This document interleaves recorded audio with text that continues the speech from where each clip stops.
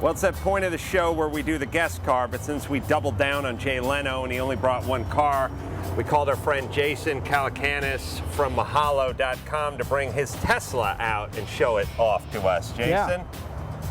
This is it. All right, well, that about wraps it up for something we call a guest car. It's orange, it's carbon fiber. Yep, electric. It's electric, although don't call it slow. 0 to 60 in like 3.7. Yeah, 3.9. They have a new sport version that goes 3.7. Really? 3.7. Yeah. And again, anything sub 4 is supercar. Yeah, I think so. For me, like to me, it used to be anything sub 5 was supercar, but now I'd say anything that gets into the 3s is technically a supercar. I concur.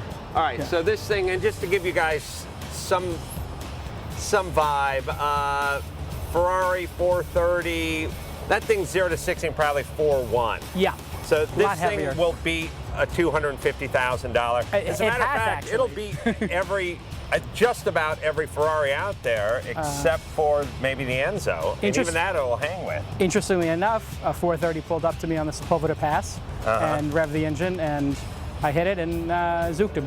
Really? Yeah, yeah. I mean, literally left him in the dust. The thing that's also has so much off the line, it just sends the battery power directly to insane. It's insane. You're at full torque from the second you hit the gas. So you'll jump anybody. You'll just jump, boom. And so you have a ton of torque, and you also have 2,000 pounds? Yeah. But I mean, the average car is 3,600 pounds. Right, it's light. I mean, the average sports car is probably 3,700 pounds. So this thing has 1,500 pounds off that. No engine. And so much torque. Yeah. But when the guy revs the Ferrari engine, it makes a lot of noise. And then you rev it, and it sounds like you fired up a sewing machine. Basically, it sounds like the Millennium Falcon. Like,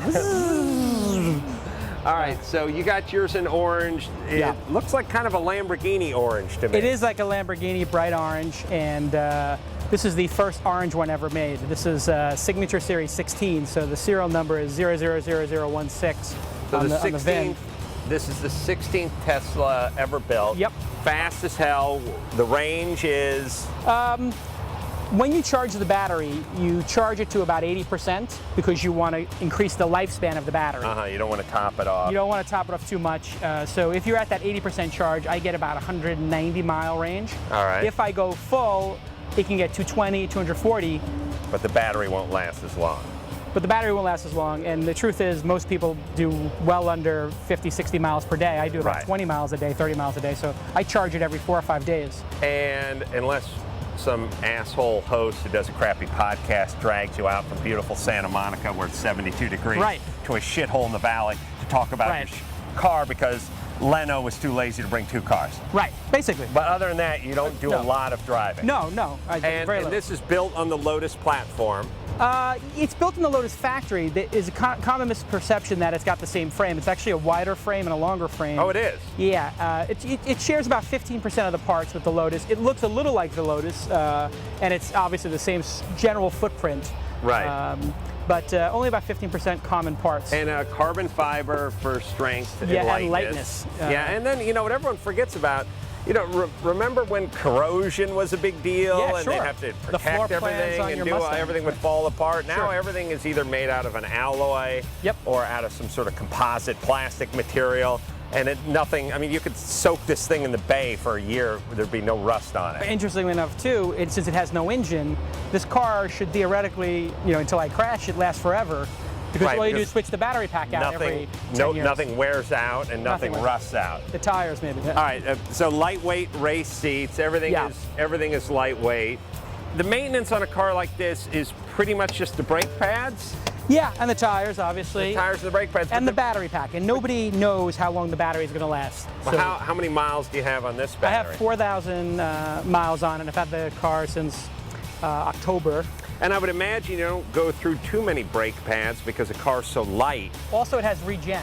So what? Oh, so you're slow. It's slowing you down without the brakes. Right. So if you're like one of those people who likes to do a complete rolling stop through a stop sign, this is the car for you because, like a golf cart, you're either accelerating, or when you take your foot off the gas, it's already starting to brake, and the brake lights go on. So when you go to a stop sign, you don't have to hit your brakes at all. You just take your foot off, and it rolls to a stop.